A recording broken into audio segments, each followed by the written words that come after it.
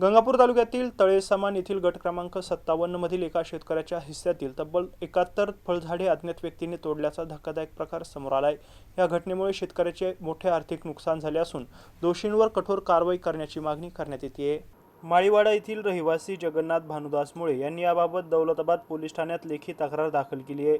तक्रारीनुसार तळेसमान येथील त्यांच्या हिस्स्यातील शेतात सुमारे 5 वर्षापूर्वी लावलेली 35 आंब्याची, 33 मोसंबीची आणि 3 जांभळांची अशी एकूण 72 फळझाडे अज्ञात व्यक्तींनी जाणीवपूर्वक तोडून टाकली आहे। 19 जुलै रोजी सायंकाळी सुमारे 5 वाजता शेतात फेरफटका मारण्यासाठी गेल्यानंतर हा प्रकार निदर्शनास आलाय। गेल्या 5 वर्षांपासून या झाडांची नियमित मशागत, सिंचन, खत आणि औषध फवारणी करून जोपासना करण्यात आली होती।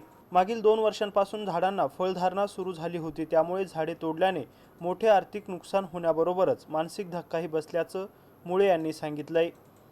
दरम्यान तक्रारीनंतर महसूल आणि कृषी विभागाच्या अधिकाऱ्यांनी घटनास्थळी भेट देऊन पंचनामा केलाय। मात्र ही घटना नेमकी कोणी आणि कोणत्या कारणातून केली हे अद्यापपर्यंत स्पष्ट झाले नसून याचा तपास सुरू आहे। शेतकरी जगन्नाथ मुळे यांनी घटनास्थळाचा सविस्तर पंचनामा करून अज्ञात व्यक्तींचा शोध घ्यावा, नुकसानीचा अहवाल तयार करून दोषींविरोधात कायद्यानुसार कठोर कारवाई करावी अशी मागणी पोलिसांकडे केली आहे। Javed Shaikh, MC news, Daulatabad, Chhatrapati Sambhajinagar.